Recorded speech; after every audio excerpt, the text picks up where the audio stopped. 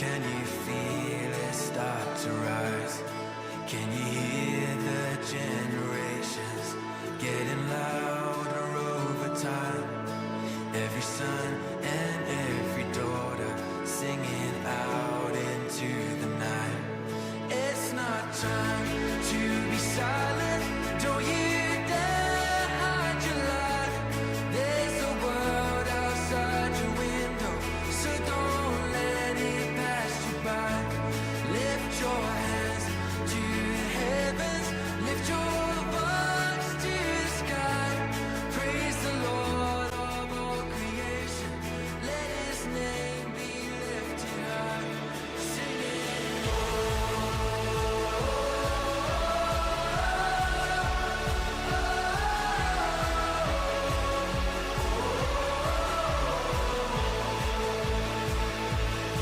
from the famous to the faceless, from the palace to the streets.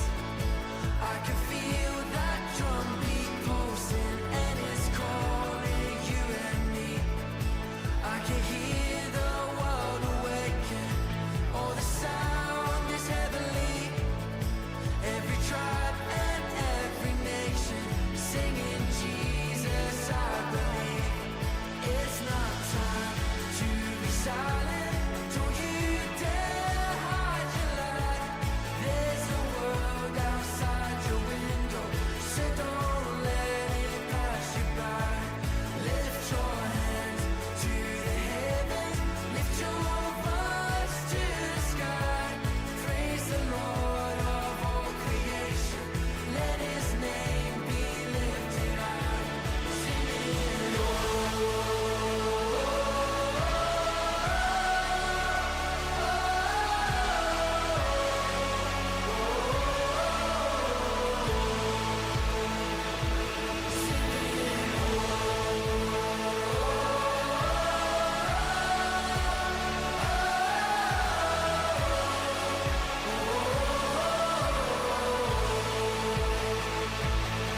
see the world light up one heart at a time. See the strongholds break in the blink of an eye. Death and all our sin nowhere in sight. For the Lord, He is alive.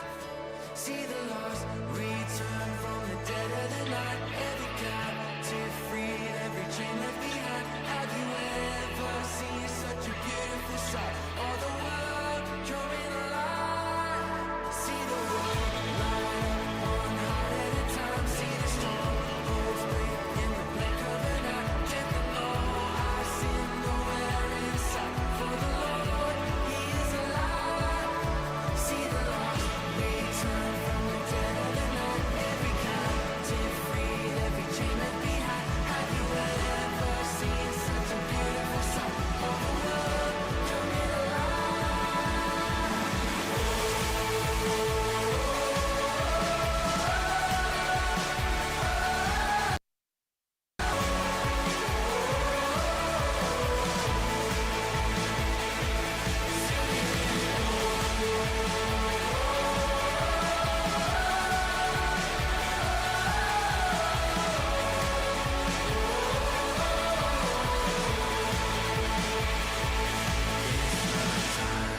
To be silent, don't you dare hide your light. There's a world outside your window, so don't let it pass you by. Lift your hands to the heavens, lift your voice to the sky. Praise the Lord of all creation, let His name be lifted high.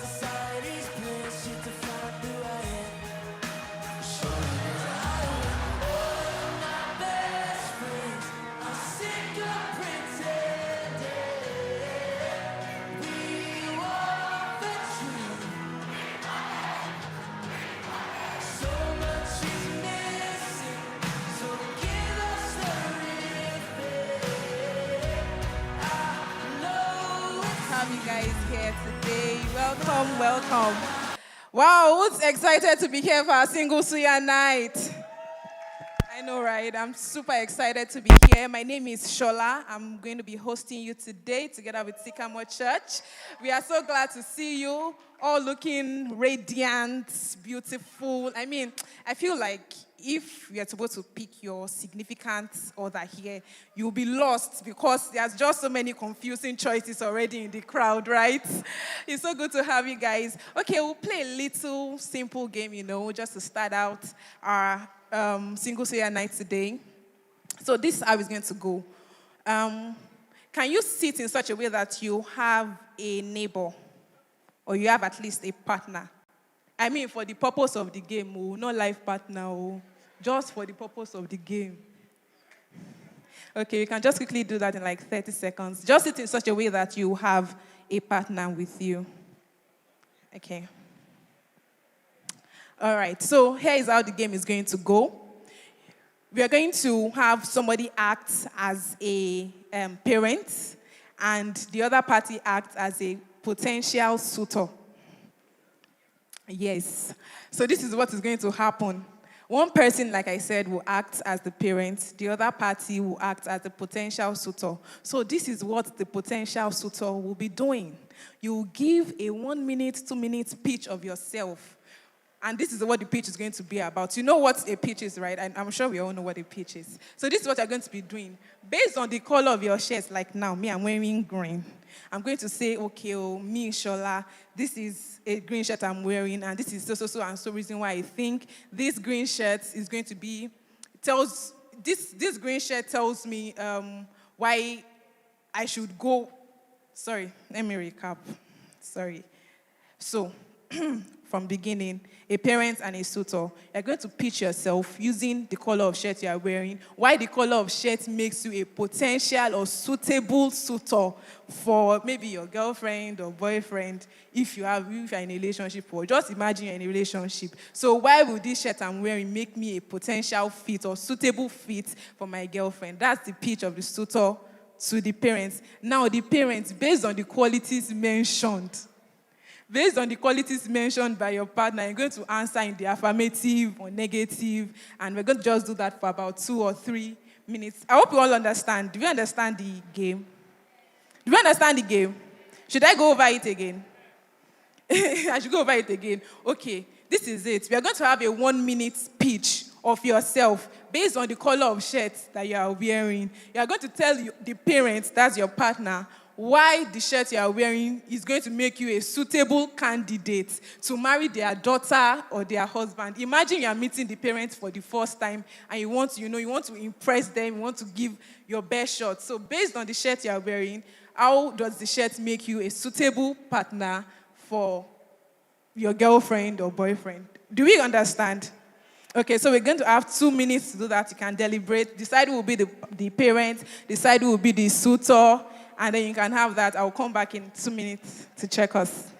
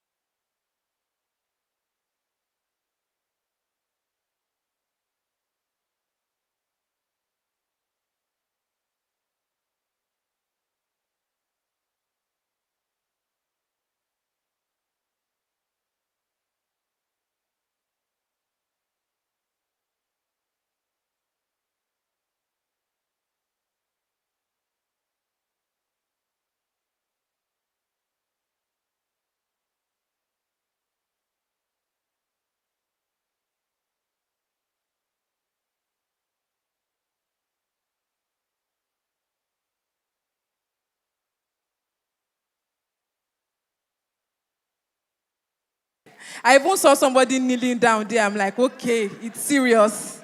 It's really serious this time around. So what we will do, we'll have a representative pair from each section of the room. I mean, two people here, a partner and a parent. Two people here, and then two people from this side of the room. You have your representative. Let us hear what your responses were like. So just two people from here, and two people from here. Anybody?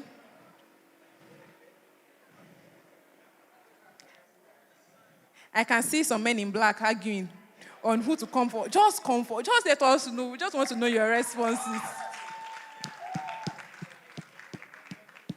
It's two of you, actually. So you tell us who the partner is, who the parent is. What was the response like? Thank you. Let's welcome them.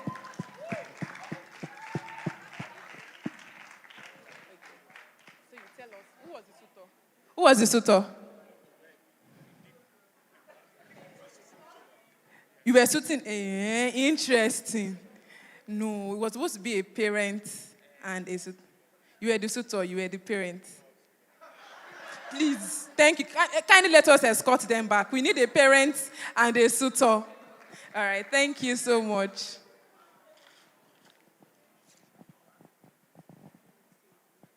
So, who was the suitor? She was. Then you were the parent. So you tell us how you pitched yourself. What did you say? And you tell us based on our response whether you'll be happy to leave your child with her or not. Hello, everybody. I remember saying I'll give her son plenty children. Abundance. Green is for abundance. But yeah, she asked me if I was going to take her son away from her, like if I was going to still be coming home, and I was like, no, that she will even be coming for a weekend in our house. So she was happy about that. Then I said that I'm a businessman. Oh, she was like an Igbo mom. So I said that I'm business inclined and we're going to make a lot of money. And she was happy about that. Hi, everybody. So, as an Igbo mom, of course, I love money. So, my daughter-in-law here, I've already married her into the family. She says she's going to bring in a lot of money. She also said she's going to give me a lot of children. I mean, I need my grandchildren. But she's saying she don't want to give me any male child, so I don't understand. I need the boys. Thank you very much. Thank you so much. Can we have two people from this side of the room? Two people, quickly. Oh, thank you so much. Who was the suitor? And you were the parent. So I talked about, hello everyone. From the colors of my clothes, I have red, green, and yellow mixed with orange. I started with the red color, and red is the color of blood. And I said that, I can't remember what I said. I said that her son is, I can't remember what I said, but then fire. And I said red is fire, and then I burned for him. Yeah. Oh yeah, I said blood signifies life, and yeah, I want to do life with her son. And then for the orange mixed with yellow, that's for the sun. He's the sunshine that brightens my day. And then about the green, the way plants grow, I want to grow with her son. Yeah, and all that. So, Yes, I mean, I'm blown away. So yeah, she can marry my son. I can only imagine if this was real. We'll be getting some people married today. Okay, from this side, two people. Quickly, any two people? Any two people? Thank you. Please let's encourage them. Thank you.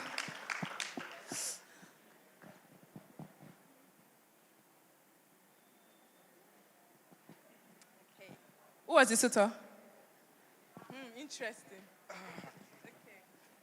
Apparently, I'm going to confess that. Okay. Okay, I actually started by saying that, okay, I'm wearing blue, and blue is a sign of. Listening to my own potential suitor and also watching everybody, I'll just go over a few things that we saw online because, first of all, let's shout out to our online community. So we have some very interesting comments here. Someone says, I'm wearing a red shirt. Red is a warning for danger. I will always protect your daughter from danger. Okay, so I'm wearing a yellow shirt. With my yellow shirt, I'll bring brightness to his life. Darkness will disappear. He will not know evil. Okay, let me just say one more. The color of my shirt being army green reflects that I can fight through the obstacles of life. Yeah, the online community is really hot. Very interesting. Okay, we'll go ahead to find out some very interesting things about singleness, Being single is cool, and there are some perks or facts, scientifically proven facts about being single. Although when you hear the facts, you might wonder if you are doing this singleness thing right, but, just laugh along. The first one is single people are more likely to have a better night's sleep. Yeah. Have a better night. So if you are not sleeping well now and you are single, know that you are doing something wrong. And if you want to get it right before you get married. Okay. The next one is single people are 6% less likely to have debts, like to owe money, than married people. Some people don't agree with me here, say it's a lie. Okay. Just know that you are doing something wrong if this doesn't apply to you, because scientifically proven that we are not supposed to owe money when we are single. Okay, single people are more fit and healthier than married people. Yeah, I think this one is very, I just need to put my parents before and after picture side by side, and I know that it is true. You have more reason to be healthy as a single person. Okay, some other interesting random facts about dating when you're single. The most common time for breakups is around 3 to 5 months. So if you have been in a relationship that lasted more than 5 months, shout out to you. Shout out to you because you're the real G. You're doing something right because the average relationship breaks after 3 to 5 months.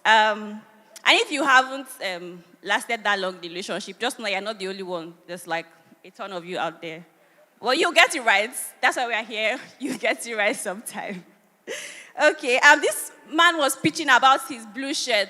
Science backs him all. See, women are more attracted to men in blue, according to science. Yeah. So, the ladies, is it true? You might not even know. Just, this guy is wearing blue. Okay, and somehow, I don't know if the men know, if a man can't decide what to wear on a date, he would choose to wear blue. Men, is that true? Very wrong. Okay, I acknowledge your presence. Let me see one other one. Okay, this one is quite worrisome. It says in a survey, 43% of single people said that fresh breath mattered before a date. Fresh breath mattered most before a date. 43% of single people. My own concern really is why the other 57% of people do not think.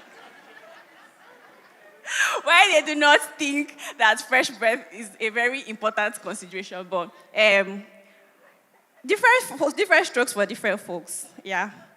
Okay. This one, I don't know, maybe the men would attest to it for us. It says nearly 40% of men don't feel really confident meeting a woman for the first time. Wow. Why am I hearing women say true? What do you know? Okay, so women, let's take it easy. Let's take it easy on the guys. If they're having nerves, just calm their nerves down. We don't bite. We're good people. We're God's girls. Yeah. Okay. The last one I have here. I'm not sure. People that own companies, organizations might not like to hear this because, there's that rule of no dating colleagues and all of that. But 40% of workplace dating relationships end in marriage. Yeah, 40%. That's almost 50. That's a good number. That's a good number. So if you own an organization here and you're really strict on your no colleagues dating rule, maybe you should relax it a bit for the sake of the 40% of people that just might find their true loves in your office. All right. I hope we have learned a little more about the state that we are in currently. Have a beautiful rest of the event.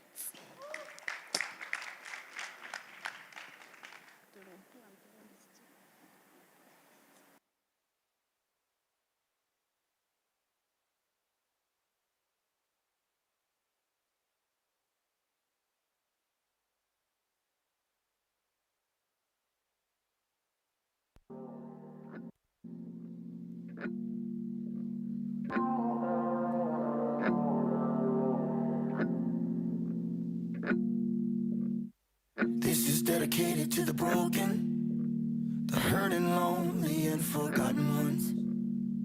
This goes out to the weary.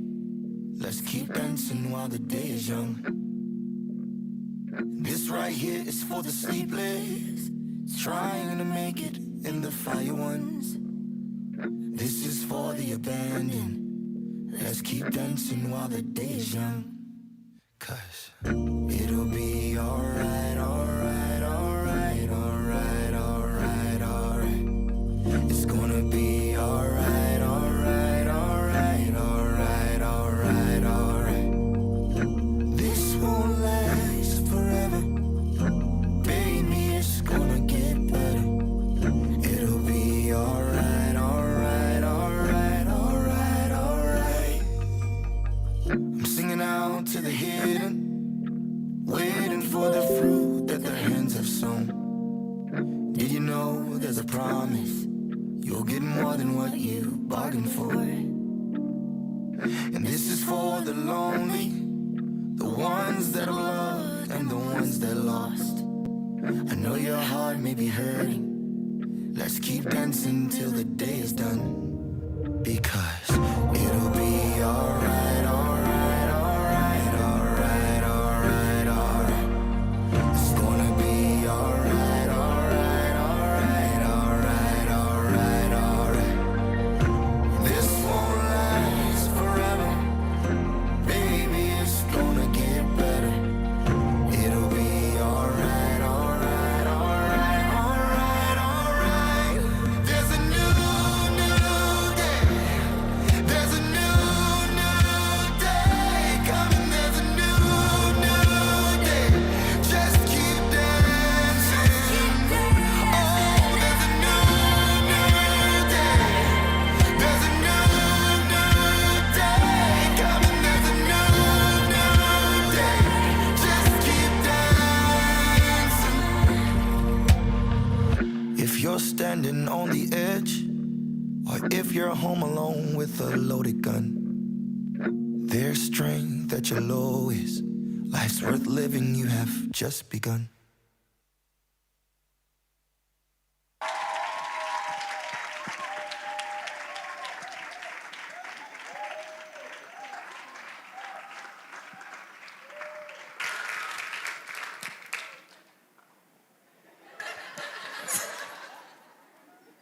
Error.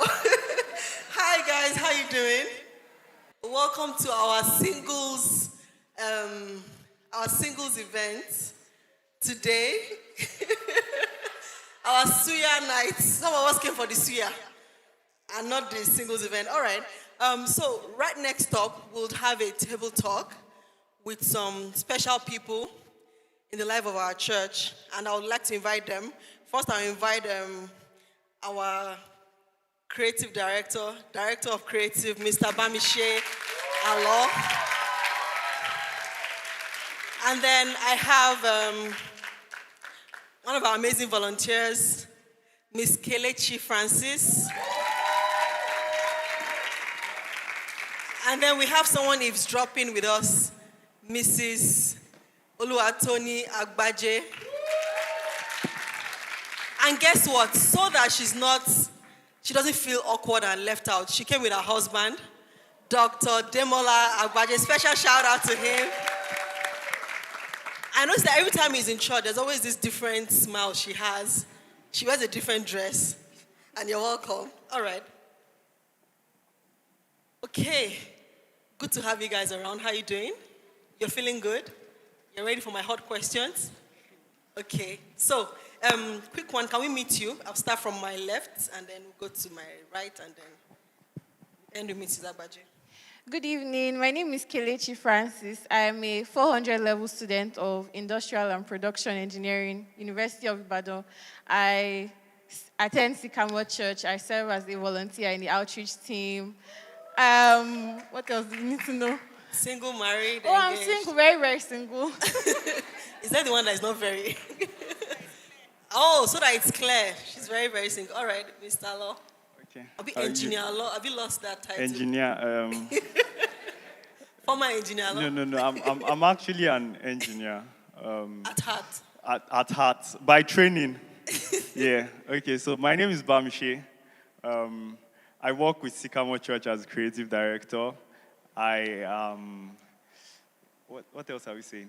Okay. I'm an engineer by training. Okay. What do? I'm a creative by profession. Passion. And by passion. Okay. And I'm single. What kind of singleness are you? I'm single before God. I'm not a married man, but I'm engaged. Okay, engaged. Yeah. I like the sound of that. Okay. Our special guest. Hi, everyone. Hi. I think it's awesome to be among single people. It's in the sweet in your mouth now. Yeah, my name is Tony Agbaje. I'm the creative director of Tulips and Lilies Confectionery. I'm married to the most awesome person. And he's blushing. Yeah. I'm recently married, though. Okay. Yeah. All right. Welcome on board then. Okay. So we'll be talking about what singleness looks like from different perspectives. Someone not in a relationship, someone in a relationship and engaged, and then someone recently married. Would like to get their views on what's happening and how the market is going from their various end. And so I'll start with Mrs. Agbaje. How market? Looking back now, how was singleness? Singleness. Well, looking back, I would say that maybe I shouldn't have put myself under much pressure. I honestly think. Why that? I honestly think that maybe I should have enjoyed singleness more. The freedom. It's not about more free in my marriage. That's why your husband came today. He wants to hear what you say. Okay, but maybe I should have really, really taken my time to enjoy it more. Okay. And the beauty of singleness, because trust me, is different now. So if I'm looking back now, I would say that was what I would compare it to. I should have enjoyed it more. What makes it different this time? What makes marriage different? Yes, from singleness for you. Oh, okay. Well, it's just more responsibilities. Is thinking of someone else. Apart from honestly, yourself, yes. It's just it affects your whole life. You have to constantly think of someone else. It's beautiful in itself. Commitment is beautiful. Yeah. It's beautiful. Not something to be scared of, but.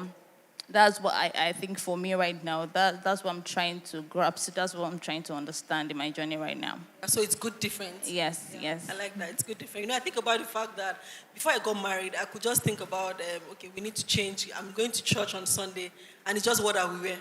But now it's what me. Sometimes I actually pick my kids' clothes, and then it's the next morning I'm thinking about what will I even wear? I pick the nearest jean and t-shirt and we are out and I look scruffy sometimes, yeah. So good to hear that. And then we'll go to Mr. Alo. As a single man that you are, and one leg closed, you knelt down and asked her to marry you, I heard, and we saw the ring. So what are your greatest fears as a single man? What would you say? Okay. So a quick correction. Okay. When I knelt down, I didn't ask her to marry me. What did I you just gave her a ring. I said what? Ski Um, holder. Accept this as a I said as what? a seal of my commitment. Yeah, I mean, Shall we I? had passed the marriage mark before the Oh. whole kneeling down. So it was more of okay. just, a Okay, seal. can you speak into that? Sounds interesting. What did you mean? Okay. Well, I feel like I asked her to marry me when I was asking her out. Like, literally, I went, yeah, I want to get married to you from the point. I'm a serious guy like that. I don't play around. But really, I You know that this the was leading teaching, to yeah, marriage. it was. Yeah, it wasn't I didn't want to just mess See how up, it goes. be in a relationship without that. This is what I'm going for. Now, would it always turn out that way? I don't know. Thankfully, mine is. But stepping into it, I knew, okay, yes, this is what I'm going for, and I went for that from the start. Great. I like that. I think I like the fact that you are starting out with almost like the end in mind. Not just let's see how this thing goes, but that commitment. And then the ring is just for that buttressing your point. So your greatest fear? Okay, my greatest fear. I think my greatest fear would be getting it wrong. So, as a single man, as a man, really, in this space, there's this thing of you have plans, you have dreams, you have directions that you believe God is leading you in. And there's just this constant fear of, I hope I'm not getting it wrong. So you're faced with really major decisions. This babe, sometimes it's this career, this city, or that city, Canada or Belarus. I mean, there are just so Niger many. or Cameroon? No, I don't think anybody's trying to go to Cameroon. Maiduguri or Adamawa? I don't think, and if you are, man, I don't know. You might be getting it wrong. I'm sorry. And we can have a discussion. But yeah, there are so many decisions that you're having to make, and you're praying, you're trusting. Sometimes you hear clear instructions like, I believe God said this. Sometimes you're just not sure, and there's just that fear of, I hope I don't get it wrong. I hope I'm getting it right. Right. So how do you deal with those fears when they come? I think that is why we're here for advice. I think I need some of that. But I think these days, one is leaning more on God, really. You can't emphasize that enough. Just praying more. But even more than leaning, maybe trusting through the process. Affirming my trust that I might not know, but I trust that you would see this through. You will make all things clear. You would... you were the one that said this to me, that God is not the author of confusion. Like, so many details, some things don't seem to align. There's that to figure out, there's this to figure out. But in sincerity of a God journey, just affirming trust and believing that He would see this through.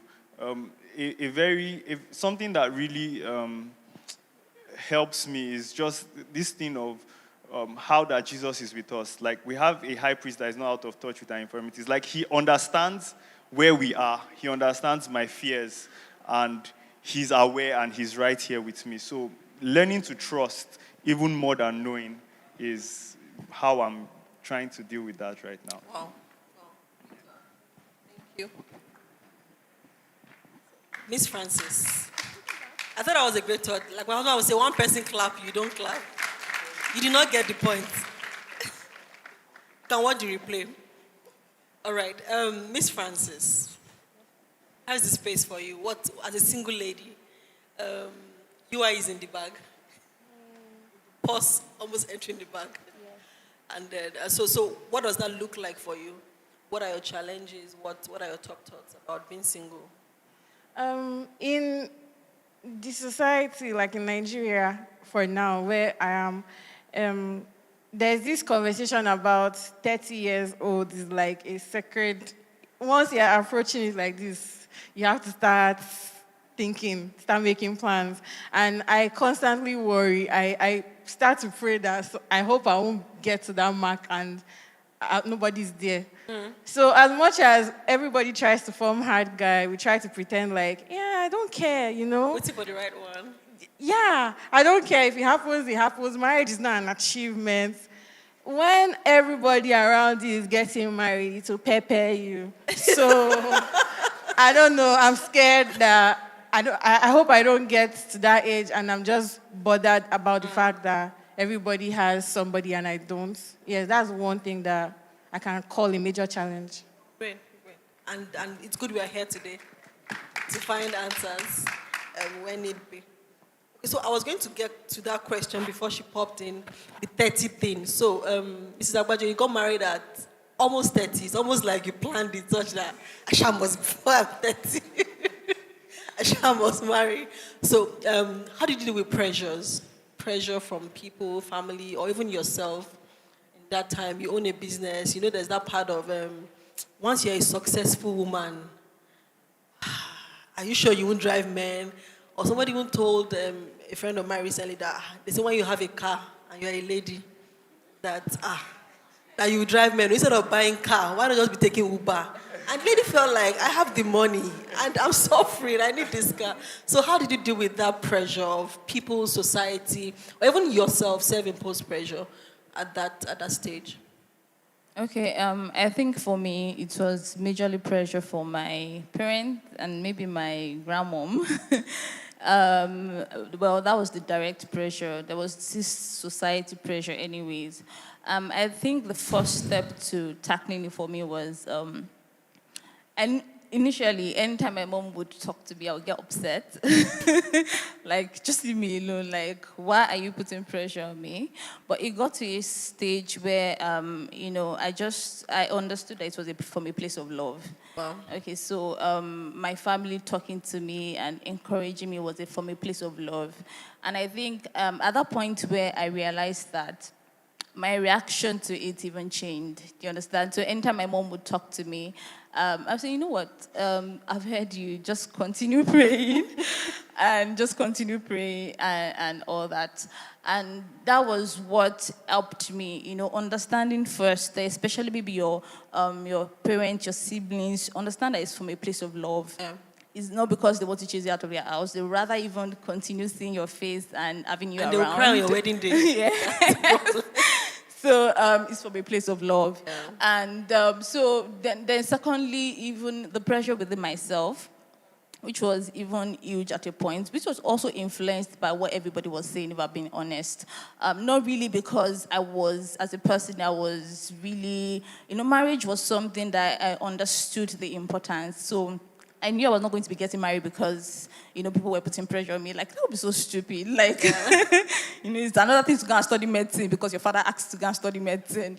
But to get into a marriage that's going to be for a lifetime because someone or some people are putting pressure on you, it was just going to be not very intelligent. It had to be your decision. Yes, it had to be my decision. It had to be, the timing had to be right, not just for me, but most importantly for my partner. Like, it's not something I want to do when the other person is not ready. Do you understand? So I understood that, and it helped me. And also understanding that, singleness was a place for me to grow, for me to be the person I want to be. Whether I had this life that was different from just marriage, the end point was not everything about my life. Knowing myself, knowing my purpose in God was not just about marriage. Marriage was going to be great and be a very huge part of it, but that was not just the end point of God talking to me. Right. So I knew that, and I knew that, every other aspect of my life, I had to grow in it. I had to take time to be.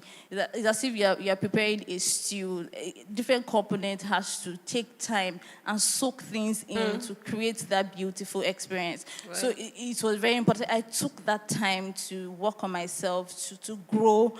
So even when I was feeling the pressure, I'm like, have you worked on your anger? Have you worked on this? Have you worked on it? Are you really, really ready to be equally yoked with someone else when you've not settled your own life? So it was not an age thing. It didn't matter if it was going to be next when I was 31 or 33. It was about me and when I felt it was going to be okay, to go into that. And when my partner was going to also feel ready to go into that. And so that's how I dealt with it for me. Well, that was great. Great. I thought that was a great thought. You know, I like the part that you talked about how that it's not just this destination, get married, but the fact that we're actually on a journey. It's a journey, and the end point of our lives is actually not even marriage, is to see Jesus. That's the journey we are traveling. And then along the line, it's like we're going to Lagos, and there's gala seller on the road. We buy gala, we stop at Redeem, we stop at... But then this is where we're going to. But along the line, we enjoy the journey. I think I like that fact. Thank you. Thank you. I was going to ask again. So at what point did you know that Dr. Demola was the one? You know, it's easy to say that, wait, we are trusting God. Yes, it's purpose, but you should have said yes to him. With all your heart, girl. So at what point, how did you know that, okay, this is the guy I want to... Of course, I know you'll have thought about he's a medical doctor. How now? In fact, I didn't want to marry a doctor. So. My husband should hear that. If he was a doctor, people are ministers. Okay, I think for me, is one thing I was very clear about was that it was a child of God. So God was gifting me his son. So that was established. So did you have like a list? Like, you know that? Well, I had a list that I had to throw into the bin because if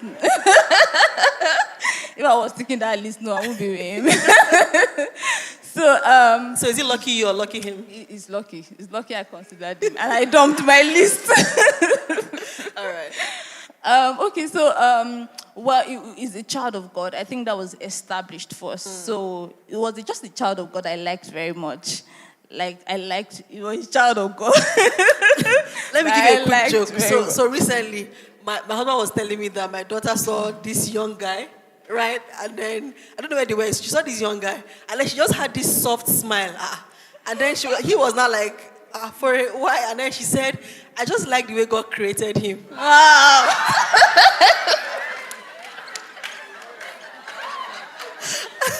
I said, preacher's kids lie. So I think that's what she's saying. She's also a pastor's child, so you can understand the fact that she just liked that he was born again. A perfect child of God for me. Yeah, I think that was it. Oh, great. Oh, great. I like to hear that. All right. Engineer Law, before we come back to Miss Francis. So how did you know that the Sister Deborah Selmon was the lady? For avoidance of that, I had to mention the name. Wow. Long version or short version? Short, please. How did I know? I think so first of all, I mean, it was an easy choice. Like, if you've seen her, you know it's an easy. Oh, see lies. It's an easy choice. I'm just fortunate that I got to. Please go straight to the point. Don't confuse us. Okay. But yeah, I was attracted to her. I mean, I fell for her even before I You like the way God knew created Jesus, her? really, honestly. But I think it was a decision largely for me. It was a decision, and what really empowered that decision was that our hearts burns for the same thing, really, for God. We both love God passionately. I thought you said dancing. And those are the side things. Yeah, we had common passions, but those were the platforms for the real thing. I mean, there were other girls that I used to dance with, but that wasn't the case. There was our hearts burned for God. We both loved God, wanted to live our lives for God. We both were passionate about growing. Like the early stages of our relationship was more like an accountability. We're planning our week together, holding each other accountable, stuff like that. That was really what anchored our relationship at the initial stages. So, given all those factors, having conversations with the right people, praying about it, and feeling peace. I know it's cliche, but yeah. I mean, yeah, it's hard not to feel peace with someone like her again. But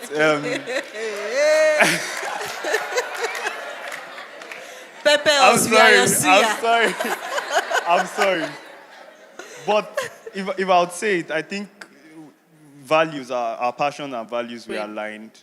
I prayed about it and I felt peace. And I had conversations with people I considered mentors, friends, and everything pointed to this is a right choice. So I chose. Great, thank you. Please don't make his point look very unspiritual. Okay, so I think in this singleness journey, there's the part that comes with bumps and turns and all of that. And my husband likes to cast me a lot, and he says that I have how many years experience in relationship. Okay, I had a couple of boyfriends before my husband, and that's because it's a couple. It's a couple.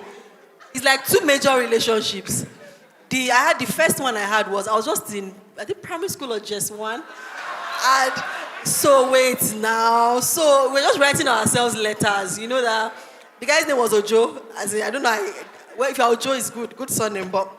And then so we write ourselves letters, and so actually I had a couple of boyfriends and all that. So I'm in this journey of singleness. There are times when we have heartbreaks. There are times when we make wrong choices. There are times when we get it wrong, we get it right. And I think it's the same thing with every season of life. Even in marriage, there are times when things don't go. But then for a Christian marriage, you know that you're not going anywhere. You're stuck in it. But then I would like to also speak into that space across the city.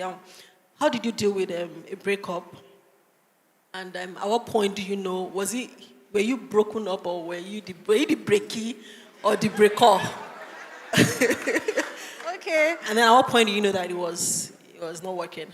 Okay, so I've had two major breakups that really Sorry, broke how old are you? Okay, don't worry.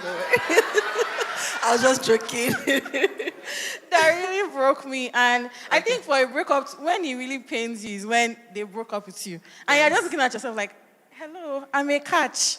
Why are you breaking up with me? So those times, I wasn't ready. I didn't think that anything was wrong. And they broke up with me. So I think it's just hard to deal with because, like Bamishe said, sometimes you actually pray about it. Sometimes you actually feel peace. Yeah. Like, I can even remember this prayer I used to pray that, God, please, if this person is not for me, just allow him to go. Just let him stop texting me, stop calling me, let something just happen, let's fight, and let's go our separate ways. And I'll say, okay, let me give you like 1 week. And we will not fight. I'm like, okay, God, I see you. So I think the whole breakup phase is just when you already pass all those stages where you think, yes, this is finally it. We are going to plan our lives, and I'll finish school, and we'll get married, we'll have children, you know. And then ending. It's now end in tears. How did you deal with it? Okay, so the first time I had to deal with the heartbreak, I don't think I got over it till like after 6 to 8 months. Wow.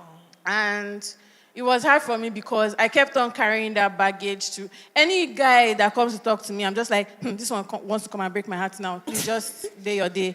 And I had to realize that there's nothing wrong with me.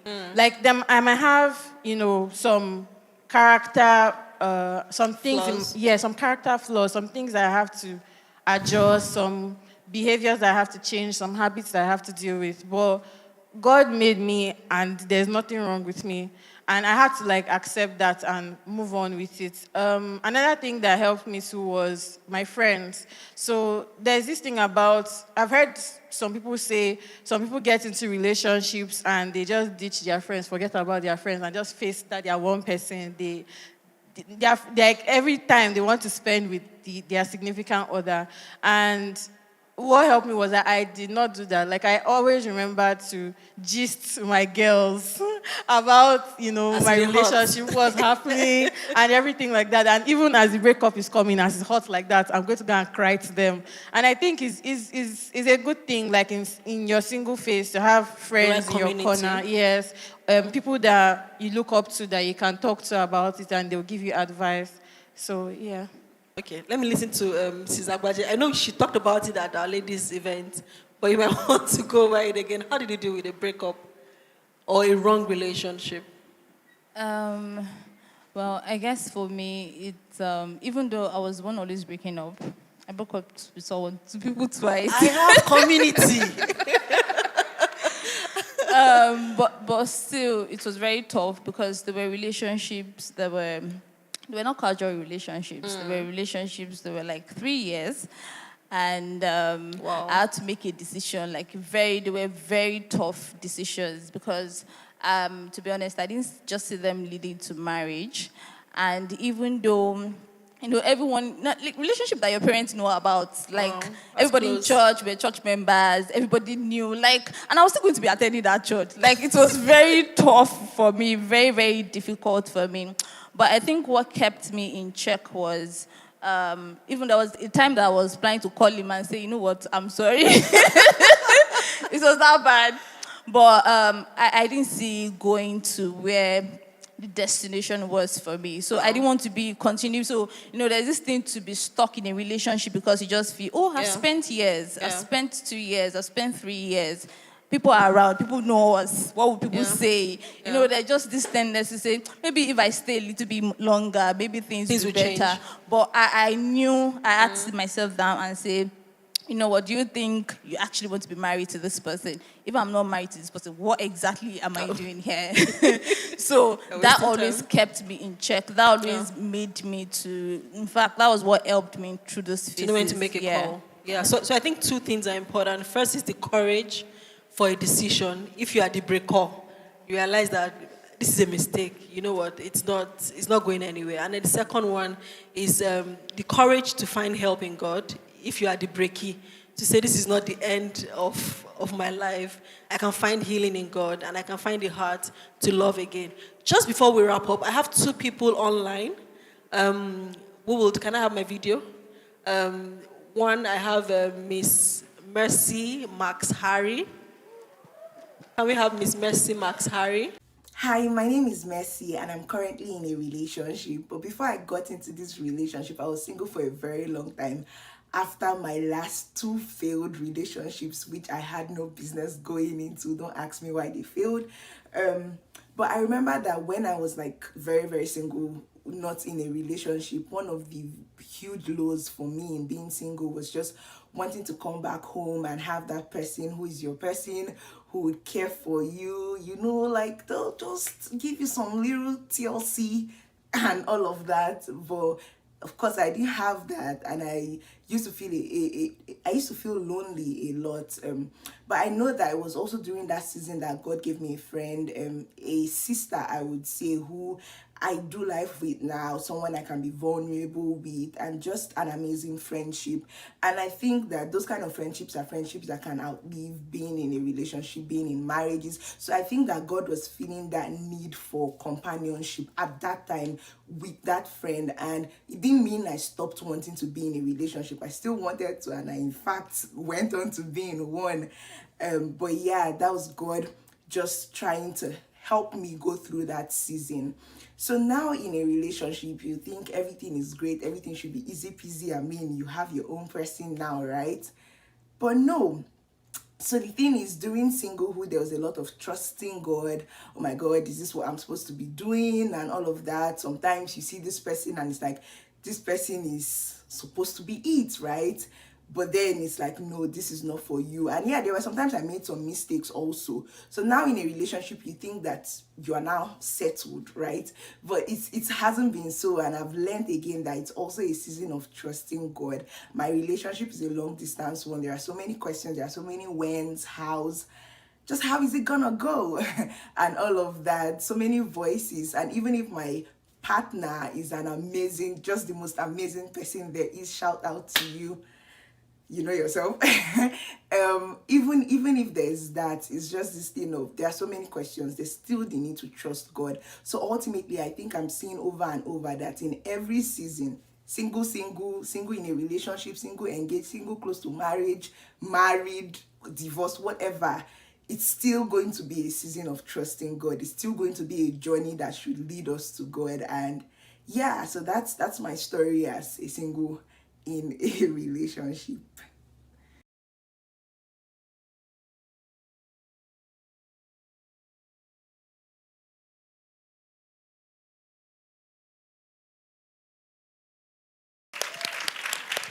Thank you, Mercy. Shout out to you.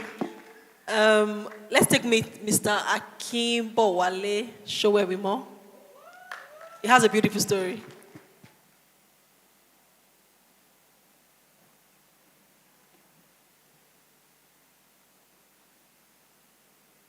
Hello. Hello. I am Akin Showebimo and I'm a 32-year-old widower. Now, singleness for me has been quite peculiar because after the mishap, the uncomfortable realization of loneliness and dealing with my sexuality was quite a struggle. And maybe in some ways it probably still is. However, realizing that God has actually graced me for this season of my life, owning it, and putting in physical disciplines has probably helped me along this journey. I probably should mention that I can appreciate better now the beauty of the single phase and also the beauty of the marriage phase. And just even dealing with people's expectations, questions, why aren't you remarried? When are you going to remarry? Probably introduce you to one friend. Probably ladies around you even probably just smiling much more than they probably should. As taking a lot of wisdom, a lot of deliberateness, a lot of accountability, and just even enjoying this phase of my life right now. So yeah. That's that. Before we go, we've heard a lot. We've gleaned from some wisdom, people's personal experiences. I'd like to say before we leave this stage, I remember when I was going to get married, shortly before I got married, I had this journal. It's called Bride to Be Journal, where you write your thoughts, reflections, and all of that. I know there was this part where I wrote that apparently God had a plan all along. That was my most humbling thought of getting married. The fact that from when I was with Ojo, when I was with this guy, when I was with that guy, when I was concerned, when my parents were, and all of that, there was this God that actually had a plan. And this is where the plan is leading me to. So at that point, it was a gift of hindsight, looking back and saying, if I had known, would I have made wiser choices? Would I have worried less? Like Mr. Agbaje said, would I have just invested more into my singlehood? Would I have? And so I'm saying, let's benefit from the gift of hindsight, people's story, people's experiences. And remember that God always has a plan. Jeremiah says that, I know the plans that I think towards you. They are plans of good and to bring you to an expected end. Not your own deserved end, but an expected end. He has a plan and he's working it out. So through the journey of singlehood, let's keep our eyes focused on that plan that God has, and He will bring us to it in Jesus' name. Amen. Thank you for hanging out with us this evening. Thank you. Let's thank our speakers, please. Come on, thank them. They did a great job. Thank you. Thank you all. So right about now, we'll go into our breakout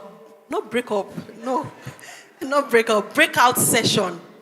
Our breakout session. So we have three sessions. The group 1 will be here by my right-hand side, and then group 2 will be by my left-hand side, and group 3 will be in the middle. So let me read your matric number to you. So group 1, we have group 1. I like this group. It's pre-marriage. So pre-marriage meaning that I will get married this year, or I hopefully will get into a relationship that can lead into marriage this year. I'm ready for marriage kind of relationship, you know. You'll be on this side of the hall. Don't forget though, I'm ready for marriage. It's not fate, it's like I'm ready. I know that I either have a relationship that positions me in that light this year, or I'm navigating towards that. I'm ready for marriage. Not I want to finish school first and, you know, get married. Then the second group, I'm in a healthy relationship, but not yet married. So I'm probably still in school or still have stuff around. I know marriage, give me some time, no? But let's be enjoying the relationship. This is your zone. Should I call names as examples? All right, then our third category, we have not in a relationship. Yeah, like it's not in a relationship. Sorry, if you're in a situationship, please join this group.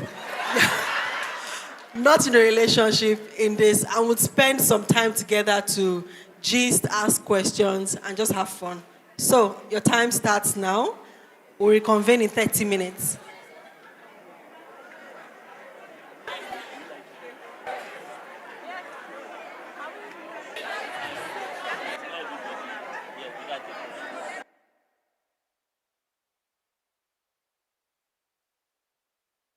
wed or want to wed this way. Relationship, I can still wait some more this way. Great. It's not. It's lovely. I want to see where my husband will go to. You're going outside. Seriously. What's that?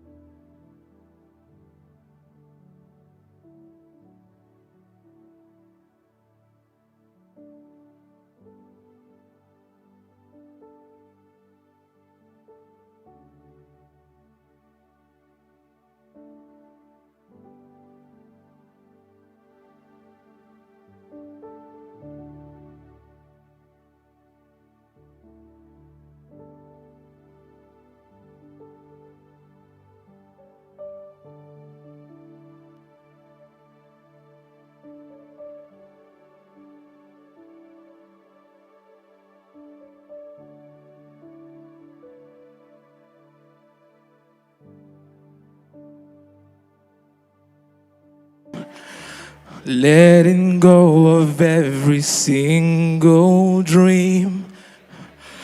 I'm gonna lay each one at your feet. Every moment of my wandering never changes what you see. My Lord, my hands are weary. I need your rest. Mighty warrior, king of the fight. No matter what I face, you're by my side. When you don't move the mountains, I'm needing you to move. When you don't part the waters, I wish I could walk through. And when you don't give the answers, as I cry out to you, I will trust, I will trust, I will trust in you. Truth is, you know what tomorrow brings. There is not a day you've not already seen. So in all things, be my life and breath. I want you, Lord, and nothing less. When you don't move the mountains, I'm needing you to move. When you don't part the waters, I wish I could walk through.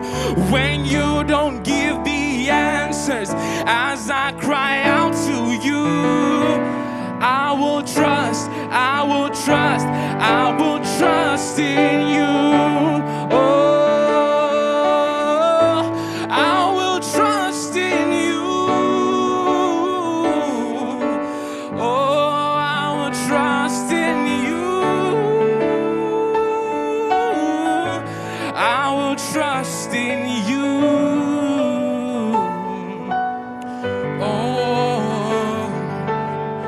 You are my strength and comfort. You are my steady hand. You are my firm foundation, the rock on which I stand. Your ways are always higher. Your plans are always good. Oh, there's not a place. Oh. When you don't move the mountains, I'm needing you to move. When you don't part the waters, I wish I could walk through.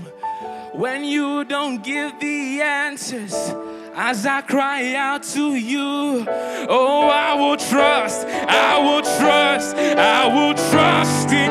Oh, when you don't move the mountains, I'm needing you to move. When you don't part the waters, I wish that I walked through. When you don't give the answers, as I cry out to you, God, I will trust, I will trust, I will trust in. Oh, yes, I will trust, I will trust, I will trust in. Oh, I will trust, I will trust in you.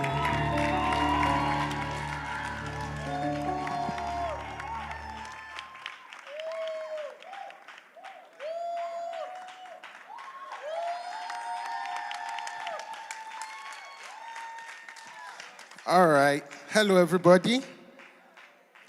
So we're going to take a cruise together.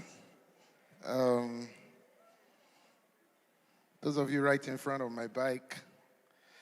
How's everybody doing? Okay. So first of all, I know there were a lot of questions that were not answered. Before we end, we'll let you know where you can send questions to, and hopefully our panelists, our group coordinators will take the time to answer your questions if you still have some. But can we thank all our group coordinators for all that they shared? Right, fantastic. So I have something later I just want to talk around before we go. There's a scripture that came to my mind earlier this evening when Jesus says that my meat is to do the Father's will. Suya, okay, yeah, don't worry. Fantastic. So there's this story in the Bible, and what I want to share with you just in a few moments, I hope would really help you wherever you are on this journey of, singleness, figuring things out, maybe like pre-marriage, formally married, whatever. I hope that what we'll share would really help you. There's this story in Genesis 22 that I'm sure you know about Abraham going up a mountain with his son and, eventually meeting what I call like a right in time provision. Climbs up a mountain, traveling a journey of need, then, just gets to that right in time provision, right in time, right in place, all of that. And I was thinking about that, many people here can probably do with that kind of miracle on your singleness journey, like a provision from God. Anybody? Come on, don't lie on me. Anybody? Can you do? Okay, you want Satan to bless you with a partner? Come on. All right. Like a right in time, right in place. So everybody will tell you singleness is a journey and all of that. And as you do that journey, it's beautiful to come into a God provision. And I want to encourage everybody. I hope you hear that through everything that has been said and through everything that is being said, that really God is a provider. God still does that kind of right in time, right in place, right, like right on time. You're traveling your journey and the Bible says that there was a ram that was caught in its thorns, like right there. And my wife was saying earlier about, a number of her prolific relationship experience and all of that. And it's just beautiful to me, like when I was ready, like here the ram was, right, the woman actually, but like right in time, right in place, right? It's just a God provision. I've woken up many times and just looked at my wife and felt like things just had to happen right in time, right in place. Just like this is a right in time, right in place provision from God. And honestly, as you travel your journey of singleness, I think that's where you want it to land. I think you want to wake up, at home with your spouse, and you don't want to like beat your chest and you're like, oh, I'm a hustler. You want to be able to say words like, wow, this is like a God right in time, right in place provision, right? Fantastic. But here's the deal. If you track back on that Abraham's journey up to the moment of provision, if you track back, what happens is that, just track back 2 hours before he comes to that. What happens is that he's traveling a journey. He's not yet there. You don't yet see it. And one of the things I really want us to know as people who are on course for like a right in time, right in place provision, and I'm going somewhere, okay? But one of the things that I really want us to know is that there's always a blind side to your journey. Because Abraham is traveling up on one side of the mountain, and the truth is, on the other side of the mountain, there's a ram that is growing horns and is getting locked and, all of that. So there's always a blind side. And if all this singleness journey is to you is just what you are seeing, you're going to be narrowing your expectations. If it's just about what you're seeing, where I am right now. I remember many times in my life when I said, okay, you know what, Tolu, calm down. Let's do this analysis, right? If you're going to marry one of your friends. Look around. There's nobody, or okay, maybe at best a friend of a friend that and then you look around and you do all the calculations, anybody ever done something like that before? Okay? And it's like, so where would the ram come from? But I just want to really encourage people today and say, there's always a blind side of the journey.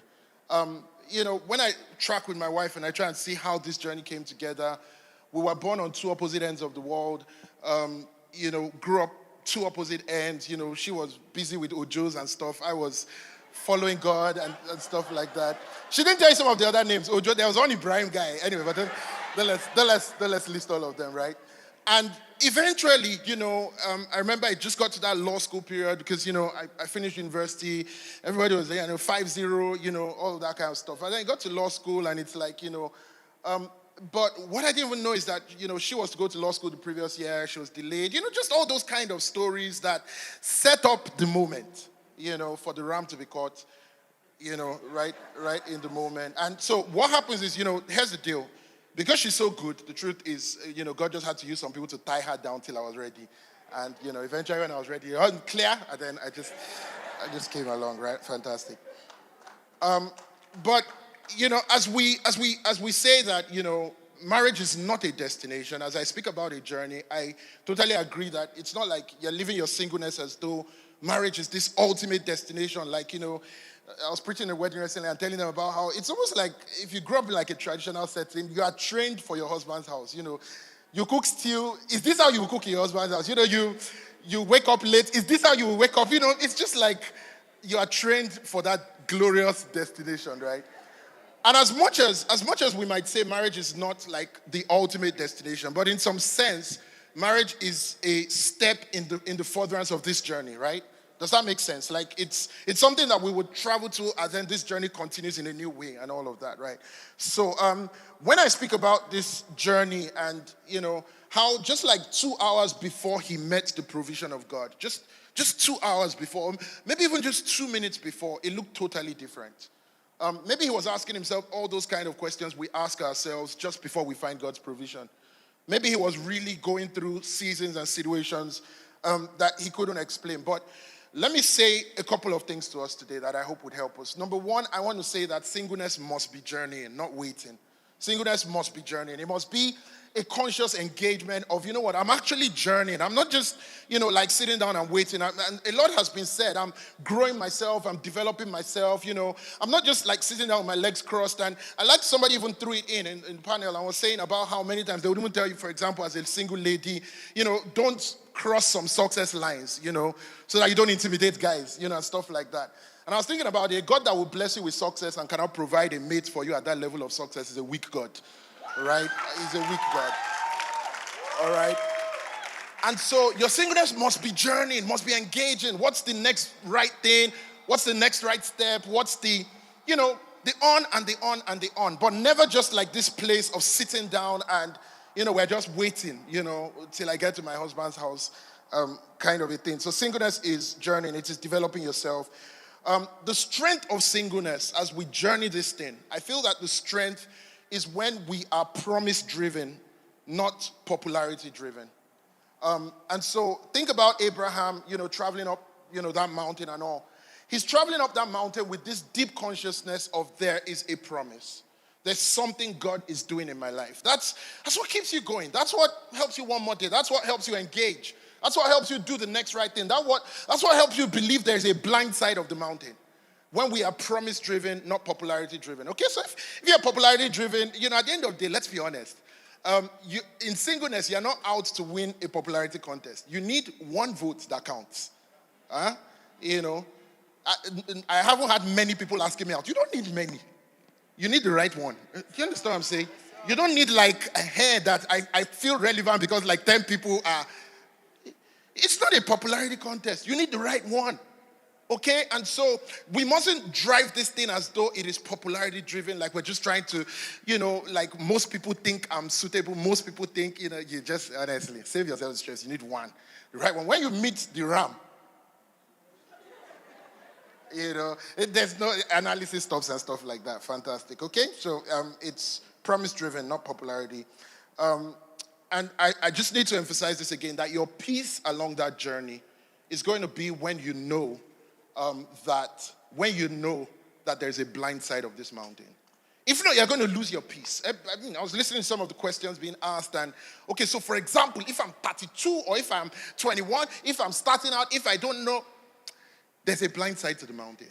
There's a side of this mountain of my journey that God is faithfully constructing. There's a blind side. There's always a blind side to that mountain. And I'm talking about traveling this journey as God calls us to travel it. There is always a blind side to the mountain. Okay, so what would this journey look like? As I was thinking about it today, and what could depict a singleness journey, I was thinking, does it look like, maybe like a flight, and, just like you're just thousands of feet above sea level, kind of chilling and all of that? I don't think so. I don't think singleness feels that, that way. I don't even think it feels like the comfort of like an SUV, like you're just air conditioned, and all of that. So I was thinking about what could depict the singleness journey, and that's what I'm just going to do in a few minutes before I go. I thought, maybe it really looks like going on a motorcycle, traveling that journey on a motorcycle. Hopefully your singleness journey is not going to be like an old-fashioned train where, maybe in 50 years it will get to the destination. No, hopefully not. Maybe it's not as fast as an aeroplane. Maybe it's not as comfortable but in many ways, I would just show a few thoughts about how I think this motorcycle is going to look like, what our singleness will look like. And let's see if there's any wisdom that we can pull of it. So I want you to look at somebody next to you, and everybody online, shout out to you, and just say to the person, don't be caught sleeping on a bicycle. Don't be caught sleeping on a bicycle. All right. So, the truth is, when you think about, I remember, jumping bikes and all of that. There was a morning I was rushing to church some years ago, and, it was like 6 a.m. I was just going to jump a bike. And I remember running and just stopping the bike, and as I was jumping and, as I just stretched out, I just heard, brah, brah, and it was right where you thought it was, brah, and all of that. When I think about a bike, I think about a lot of the vulnerability. It feels high risk. It feels exposures. It feels like the wind is hitting on me. It feels unsafe many times. Yeah, there's just like a lot that seems to be happening. There's this thing, and one of the reasons why I didn't, jump on bikes till I was in 300 level was I was just trying to figure out the balance. Like, when you're making the turn and I'm like, you're going to fall, Getting that right balance is really a thing on going on a bike. Getting that right balance. You really can't go too much that way. And again, you can't go too much that way. And I feel that's like the singleness part many times. On one hand, you can't like lean over like desperate, like everybody, hi, I'm there. But on the other hand, you can't like just be hidden in your corner. Yeah, like, strategic positioning. Yeah, like hello,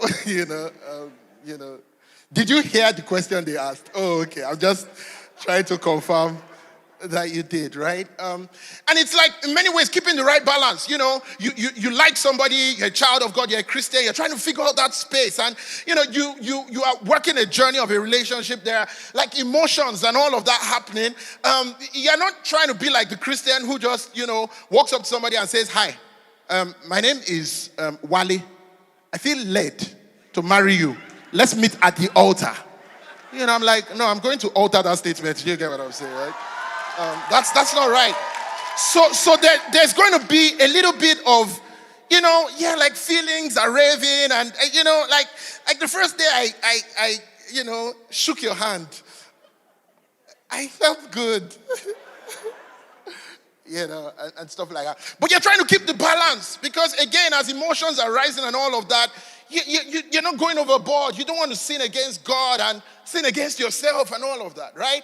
So it's like a lot of keeping a balance, and there's that skill to it, if we'll be honest. If you ever watched a bike guy, just really riding, there's that skill of keeping the balance. There's that skill of how these things should be done. There's many times just that pothole in front of you that you have to swerve and really be able to just navigate your way and all. And I was just thinking about how in many ways that depicts what this journey is going to look like. So I'm just going to give you a few things that I think would maybe in some way depict what this journey looks like. So first thing here, I have, everybody shout that out.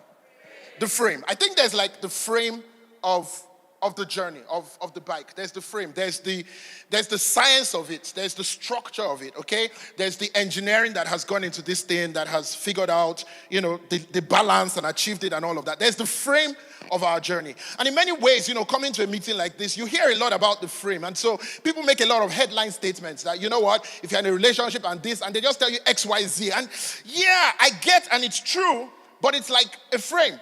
And again, many of the things that are going to anchor our journey, we can call them the frame, okay? So we're going to build this journey out of a sense of integrity. We're going to build it out of trusting God, honoring God, loving God, putting God first, okay? That's like the frame. But we all know that within the frame, there's a lot more that needs to happen, okay? So let's talk, for example, about what's that?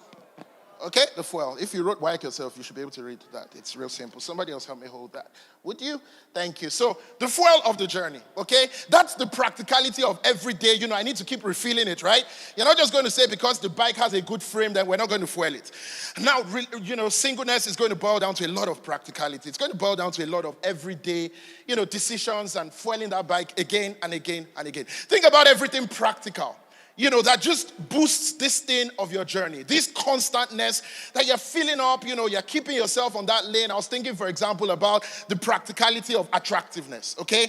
That you can sit down and, say things like, everybody's just the way God made them, okay? We are all fearfully and wonderfully made, right? And sometimes you're quick to remind people that, yeah, we all are, but maybe it works in percentages. Some people, fearfully 90%, wonderfully 10%, stuff like that, okay? But do you know, for example, that in the practicality of every day of your life as a single, you are building your attractiveness, right? Just as basic as, the practical things. Use a deodorant. I know it's church and I can't quote a Bible verse for you, but, practical, Don't say, I don't have anybody, Fuel. Fuel is that thing you keep going. Do you understand what I'm saying? You might not be good at matching colors. Ask a friend. Check Google. Do you understand what I'm saying? What color does yellow match? It doesn't match pink, I promise. It doesn't. Just practical. All right? And so, even if we have the frame of integrity, but we don't have the practicality of building ourselves, of attractiveness, the truth is we frustrate the journey. All right? Are we still together? All right, so let me look at somebody and say, you know what? Fuel. Fantastic. It's not yet the part where I'm to start it. Briggs, you better come look at this thing. Or whoever is coming. Fantastic. Okay. Yeah, okay. Now, as we work that, I think now we would come to, this is one that I think I relate to a lot, jumping on bikes. What's that, everybody? Sure. Fears. I think I come around that a lot. For me, many times, I just sat down sometimes to think about the fact that, every time I jump a bike, I never even ask the bike guy, how many years have you been riding? Is today your first day? Do you here and there have bouts of insanity? You don't even ask anything. You just jump on. And sometimes, right? Sometimes, I don't know if this ever happened to you, jumping on a bike, but sometimes as you jump on the bike and the guy starts, and then you're even just smelling, right? I mean, it comes with fears, right? And there's always those interesting bike conversations where the bike man is saying, and then you're like, only God can help us. Because really, you didn't even hear a word, okay?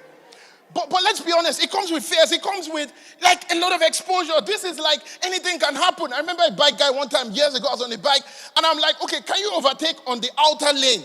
Right? This guy just comes into the inner lane. He's facing vehicles, and I'm like, he says, you the fear? This doesn't make sense. This is wrong. And I'm shouting, and he's, fears. And let's be honest, I think many times, if we're honest about our singleness journey, we feel so exposed to fears. There are those questions, what will happen? Will anybody ever like me? Will I get anybody? Will anybody ever accept me? Maybe you've had a brokenness here or there. The terrain just comes with a lot of fears. It comes with a lot of fears. It's like, this is what the journey looks like. It comes with a lot of fears. And because we are actually really vulnerable. And why do I believe this particular guy? Now, his name even rhymes with the names of that other guy. So that doesn't really help matters. The former guy was Ibrahim. This one is Kazim. Maybe next one will be Teslim. Yeah. And it just comes with a lot of fears and questions and, all of that. Okay, so we deal with that. Here is one that I kind of like. I think, just jumping on the bike comes with some, frenzy. By frenzy, I just mean that, here and there, if you chill these ways, there are those moments you just feel like, whoa, we're having fun, right? You just glide away and, maybe even take your hands off, raise up your legs. It's just like we are having fun, right? Things you can't try flying a plane. If you're flying a plane, you play to the rules. But when you're on a bike, it just feels like frenzy. You just see those guys, like they really look like they're having fun, right? And I think about it, that kind of depicts the singleness journey again. It's like, there's that frenzy, there's that, it's almost like I can do what I want to do. I can go where I want to go. I can get home when I want to get home. And that's really something special. That really is something special. I remember one time that I went to see my then girlfriend, Now my wife, don't worry, there's no other one. And I went to see her, and she found every excuse to move into UI then, because I was living in UI. So she registered for a master's. She wasn't interested. She just wanted to be around me. So she moved into UI, and she was staying in that new PJ hall. And I remember going to see her one night, and we had just been talking, and all of that. It was a great time. And then I didn't have a car at the time, so we finished. And then you know how it works, guys. You know how it works. I leave her at like 5 minutes to 12. I am going to like anatomy. I mean Crowder Lane. She's climbing up the steps. And then I'm going to deal with all the security agents. I'm going to take all of that for her. So all right, good night. End it holy, and I promise holy, and then I leave, right? And I remember, just as I was walking away, I was just so thrilled about, this creature of God, to use my daughter's lines, I mean, my daughter just tripped there. I just saw her blushing when she saw that guy. My wife she was just like, I'm like, what? I said, I just like the way God made him. That's good stuff. And then I was walking away, and then I just thought, how amazing she was, how much I enjoyed the night. I just wanted to text her and say, I love her, and, all of that. So I start sending this text. As I'm rushing, because it's midnight, so I'm rushing I'm trekking. And then I'm texting. So I'm saying, I can't remember the lines. I was composing lines. If you know Bath Road, there's one ditch like this that anytime you're passing, you're like, hey, somebody can fall in this ditch. I did, I promise I did, I did. And, I was just, and, I mean, my lip tore, my shirt tore. It was messed up. She didn't know about it until we got married or something. I mean, it wasn't necessary. She just said, "There's this shirt I really like. You haven't been wearing it." Thanks to you, and all of that. Anyway, I think the point is, I remember those nights. I remember before I got married, I would hardly ever get home before midnight. There's just a lot to do. There's just like the frenzy. You can call it freedom, and all of that. That's a lot different, of course, with 2 kids. Here we go. This is one other one on the journey. Everybody? Feelings, right? Let's be honest. It comes with feelings. Doing all of this, singleness, comes with feelings. And, sometimes you just genuinely are feeling a surge of the urge to merge.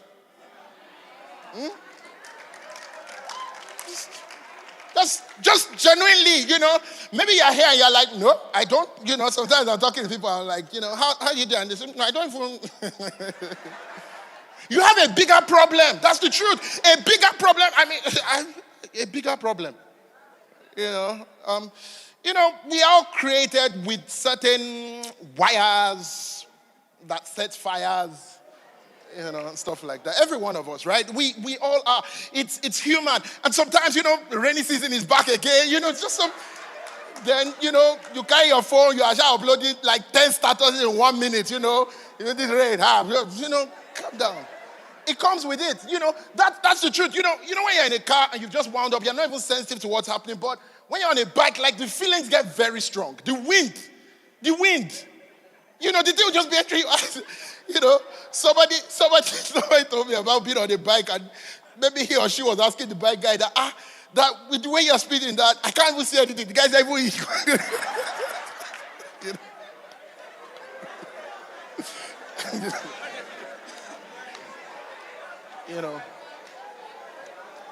It gets really strong. Let's be honest, it gets really strong. Sometimes you just sit down, you lie down, you just hug your pillow. I just keep hugging it. Just keep hugging it. Yeah, sometimes, you just give further expression to those feelings. The feeling to be wanted, the feeling to be intimate. The feeling to say something. Sometimes you just even give further expression. And many times that brings us to this. Failures. The truth is, more than the number of plane crashes, as much as a plane crash might look very, very, very much a big deal. But the truth is, aviation is still the safest way of traveling. statistically speaking. That, in fact, if you go by statistics, I saw something that you actually have to fly every day for 19 years, statistically speaking, to be in a plane crash. Every day for 19 years, something like that. Like, that's a lot, But just think about every time, a bike, whether brushed or hit or touched or just abused, just close enough, And the truth is, because of the intensity of feelings, many times in this journey, we come to failures. Maybe you're here and you can relate to a sense of failure along that journey. Failure, whatever that looks like, it might be huge. It might just be a brush. But again, it might be a lot. It might be that, this bike entered ditch. The tire has gone. Like, it has gone. We are just here. Like, I don't even know what next to do, right? Whatever it is, And if we'll be honest, sometimes we carry ourselves and we put up a face and, do all of that. But the truth is sometimes what's beneath is failures after failures. I said something I shouldn't say. I went overboard with my emotions. This sense of emotional integrity, I really just feel I messed that up. I just let myself down. I touched what I should not touch. I tasted what I should not taste. Maybe even went beyond tasting. What I should not. Failures. Failures can weigh very, very heavy. And if we'll be honest, the truth is this, friends, as I speak to you, the truth is this. When it comes to this space of failures, we can bone it up and we can look like, everybody is doing it. But hey, even if everybody is having an accident, that doesn't justify having an accident. That's even if everybody is. And who says everybody is? And we can make it look like it's just been, we're just in that generation, it's just what goes on, man. That everybody, you get to a new class and they say, last year everybody failed. You now say, I'm a candidate for failure. No. What is wrong is wrong. And it doesn't matter what day, what age, what generation, it doesn't matter. What is wrong is wrong. We need something more. We need something more than just traveling this journey, living in the frenzy, the feelings get heavy and all of that. We need something more. And can you just hold it up? Everybody holding the paper for me. We need something more. And I just think about it.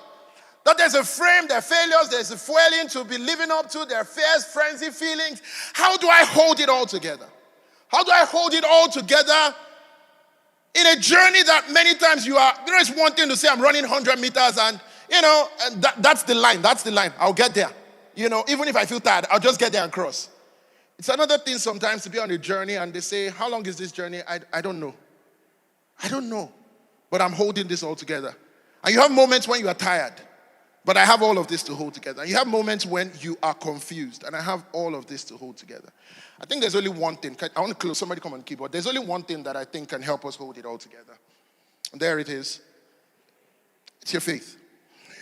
And here's what I would say to everybody. You need a faith that is strong enough to carry all of this. You need a faith that is strong enough to say, this is still the shape of my frame. I'm not adjusting the frame and saying, you know what, because most people then now I only have one tire on my bike. I need a faith that can carry that same frame of what God's standards are. I need a faith that is not customized into where people are, but is stretched up into where God is. And it doesn't matter what your journey is like. Friends, you know what I'll tell you? We cannot be pressure-driven on a journey. We must be promise-driven. God's promise still stands true. God knows the thoughts that he thinks towards you. They are thoughts of good and not of evil. God is the one that says, I have a plan. God is the one that says, I have a purpose. God is the one that says, you know what? Let's keep this frame. Let's do it this way. I know what I'm doing. And we need a faith that can carry it. Again, I would say when it comes to the fuel, that we need a faith that can carry this. I don't want this fueling thing to just be a constant journey of pressures to live up to. It's going to tire you out at some point. I remember somebody was telling me that he's just so worried that, he's trusting God for a car, but thinking about it, where will I be getting money to fuel? I just thought that's silly. God provides a car, he can't provide fuel. That's a weak God.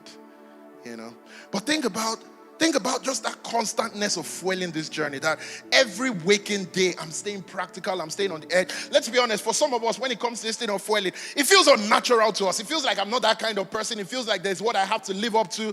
But I'll tell you what, I need a faith that can carry it. I need a faith that can carry the constant demands of me being the man that I need to be. I don't want a Christianity that is just about coming to church on Sunday, clapping my hands. I need a Christianity that builds my life to be the person God wants me to be. I need a Christianity that would help me with my education. I need a Christianity that would help me in my business. I need a Christianity that would help me on my job. I need a Christianity that would teach me how to relate with people, that would work a heart of love in me. And it doesn't matter the offense and what's happened and how people have disappointed me. I need a faith that is strong enough to fuel my journey. Again, I'll say to you that I need a faith that is strong enough for every fear. Listen, when it comes to the subject of fears, fears are real. Fears are real. Fears are real. What's going to happen? Is he going to let me down? Is he going to break my heart? Because, is she going to, you just go on the internet and then you just see statistics show that 95%, and then you're like, I'm sure he's one of them, But here's what I'll tell you. When it comes to fears, it is never a strength of the fear. It is a weakness of faith. There is nothing that is so great a fear. It is the weakness of faith. When you get to your bed tonight, all right? You get to your bed and your bed is late. You get back in after a long night. You've been out at singles event. You had Suya, hopefully. And then you get home. And then, your bed is there. You know that day that you get back so tired. And you just jump and land on the bed. You're not afraid of the bed, falling. Are you not? Why didn't you even just go and check and say, am I even sure somebody did not come before I got home and, cut the legs and... Hey, you walked into this place and you just sat on the chair. All you checked is it clean? And you just sat down. Who even told you that those legs are real? Who told you we didn't just, put some white cardboard? We all have faith. And every time we walk in fear, because we all have fears, we all have faith. But listen, the decisions of our lives and all that we do is always a choice between am I walking by faith or fear. It's not that the fear is strong, it's that the faith is absent. And so when you jumped on your bed, do you know what? You believe something more than you doubt it. More than you doubt the strength of the bed, you believe the strength of... That's all. Listen, how am I so sure about God's plans for my life? And is it that you don't have fears? No, it's not that. It's just that I've chosen to walk the lane of faith. This is how I like to explain it. Imagine that you walk into a room and they are watching 2 football games, okay? If you ever did viewing centers, there's a game going on here. We all know that football is not being played this year till next season. But, yeah, today's game was just sad. But let's talk about that. On one screen, they are playing European Super League. Arsenal, Arsenal is losing. Arsenal fans, just thank God for that mighty deliverance. Because I don't know, they said, that English Big Six, you didn't say West Ham, please go. You said, don't let's talk about that. They are playing Arsenal versus PSG, all right? And let's make them happy, it's church. We are prophetic. Arsenal is beating PSG 3-0. Just imagine. Somebody's like, even in imagination, you cannot just imagine. I'm trying to challenge your audacity. I'm trying to stretch your concept of faith. Arsenal is beating PSG 3-0. On the other screen, they are showing Man City versus Juventus. They are playing 1-1. And you walk in and you say, hey, what's the score? And somebody says 3-0. Somebody says 1-1. Do you realize neither of them is lying? Both of them are speaking out of what they are facing. It's both correct. Relationships will always, people would let you down, blah, blah, blah. It's true. God will never let me down. It's true. The question is, am I speaking from a focus on fear or a focus on faith? Do I have a faith that is strong enough for every fear in the world? And today I just want to say that if we're really going to do this journey of singleness and we're going to come to that promise of God, we need a faith that is stronger than fears. There's going to be frenzy. There's going to be all of that happening. I just want to say, people, young people, fellow young people, right? If this is in the lead of your life, if this is what cages your faith, you're on your way to an accident. There's just no two ways about it. I know it's a frenzy-driven world, feelings. If this is so real. This is so real. This is so real. Let's be honest. This is so real. Every one of us, this is so real. This is so real. You would have strong feelings. Strong feelings. I wish this was a guys' conference so I could say what I want to say, but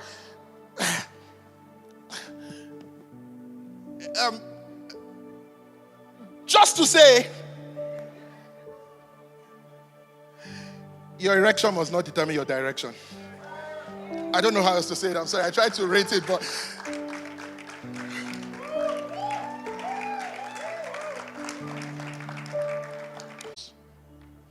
and so today, what I'm asking is, how are you holding this? Because for many people, it's the other way. It's how your faith must fit into your feeling. I see people restructuring the Bible. You read a verse in the Bible, you say, just leave that one first. Leave that one. What do you mean? The same Bible where you read John 3:16 and say, I believe it. You must read everything and take it and believe it. You don't release new model, new edition of what God should be saying now. Then God himself is not looking around. Any other way you arrange this, friends, that journey is going to end in an accident. But there's one thing that I think is going to be a beautiful journey. It's when we can say that, you know what's in the lead? It's our faith. And so maybe today you're sitting there and as you hear all of this, you're figuring it out and trying to place yourself on your singleness journey. I don't know where you are, and that's the thing with the journey. Maybe you've even fixed a wedding date. Maybe you haven't. Maybe you are in a relationship. Maybe you're not. I just think this cuts across. Even if you're getting married tomorrow, I feel it cuts across. That we just need to be people who would say through all of this, that when you look at my life and you say, what's in the lead? What keeps me going on this? How am I going to navigate a vulnerable journey of all kinds of exposures? The winds hit heavy. I think it really just has to be that my faith is in the lead. And so if there's anything I'll advise you as people, I got one more I hadn't yet thrown in. This is a big one. Your failures, they would always want to be in the lead. Failures, what happened then? Now you've become a philosopher. You're just telling everybody why relationship can never work. Never trust a man. Never trust a man. If you go to a man's house and you see nail on the wall, he has quickly removed pictures.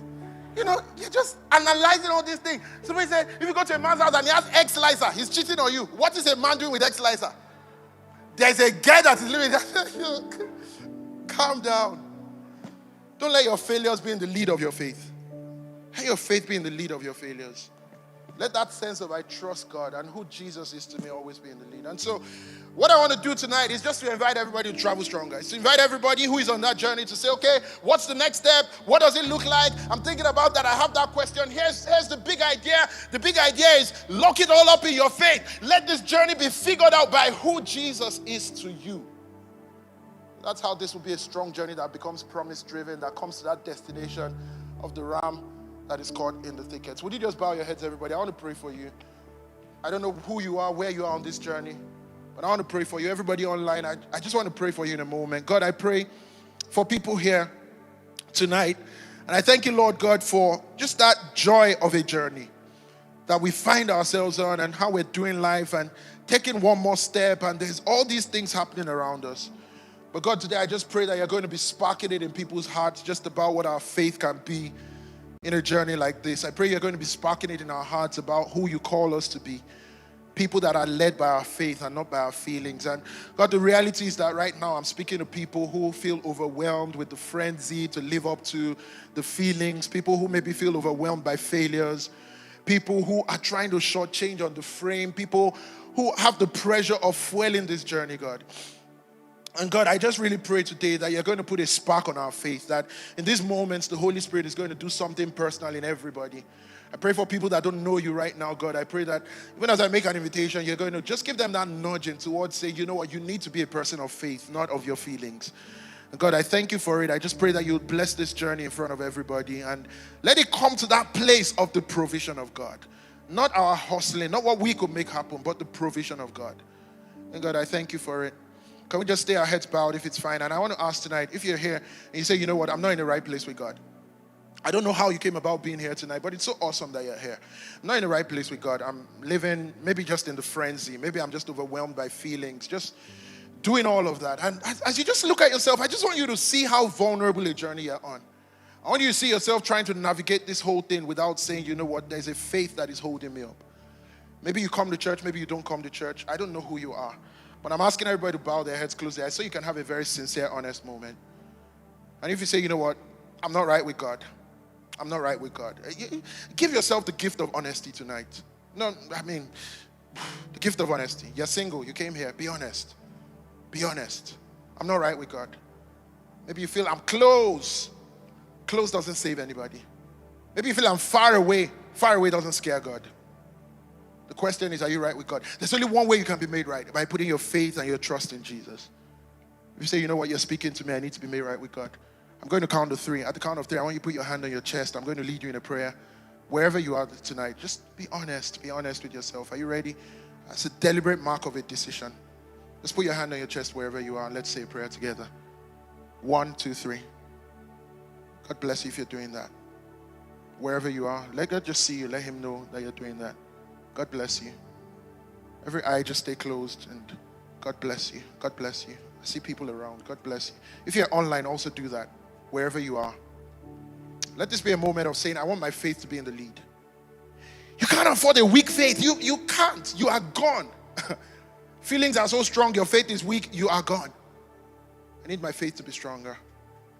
I need a trust and a dependence in Jesus. God bless you if you're doing that. God bless you. I see people around. God bless you. God bless you. That's incredible. Can we all say a prayer together, everybody? And even if you're online, let's say this together. Heavenly Father, I come to you today because you've made a way for me to come. Through the death, the burial, and the resurrection of your Son, Jesus.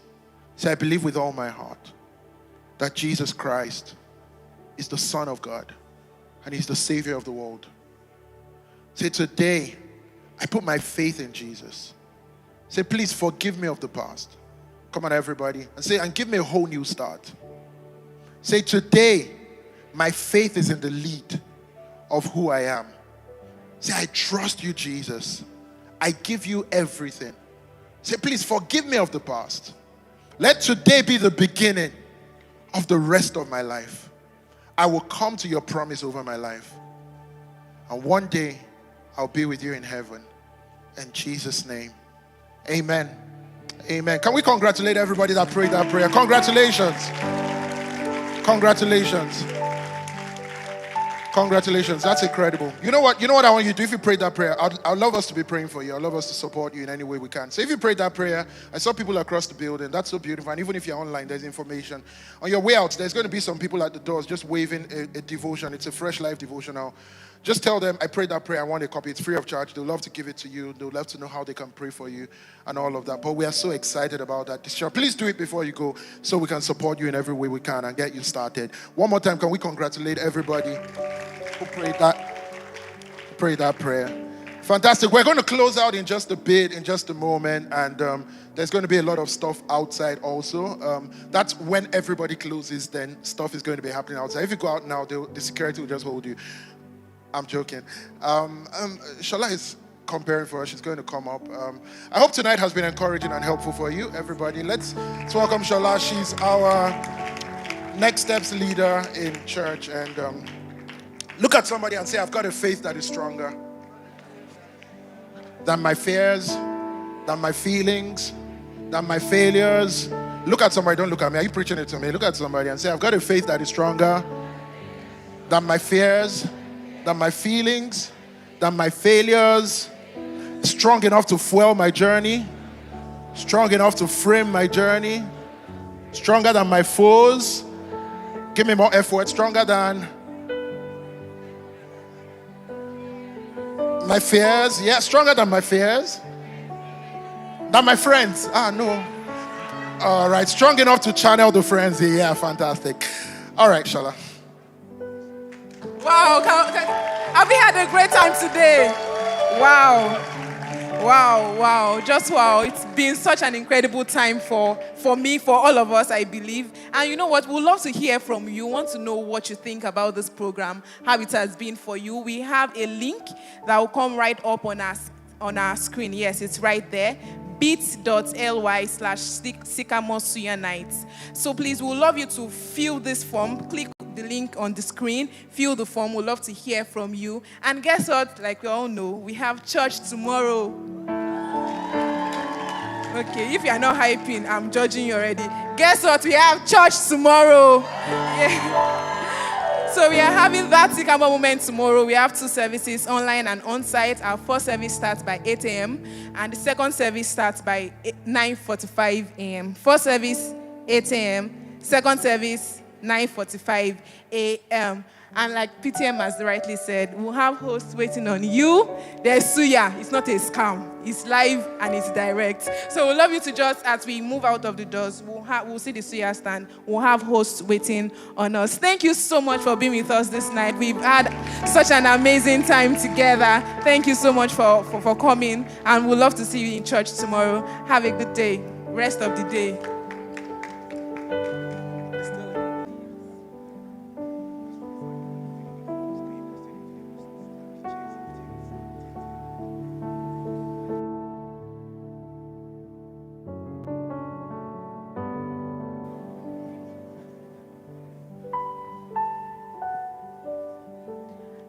Have we got into it?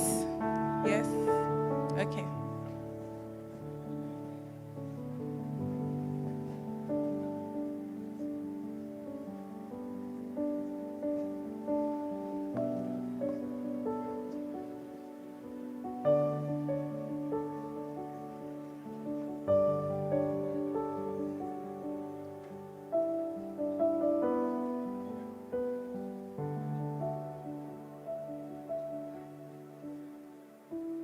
Anyone done? Fastest fingers. Anyone done? Not yet. Okay. We'll have a few seconds or some seconds more to fill the form.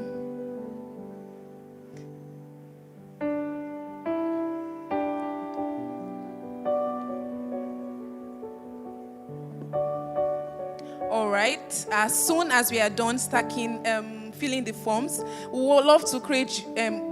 Okay. As soon as we are done, please fill in the forms. We'd love to crave your indulgence. Can you help us stack the chairs in tents? So we'll have like a stack of chairs in tents. We'd just love you to help us stack the chairs in tents. Hope we all got that. Do I have your support? Thank you so much. We'd love you to just help us stack the chairs in tents. Thank you so much for coming. See you all tomorrow.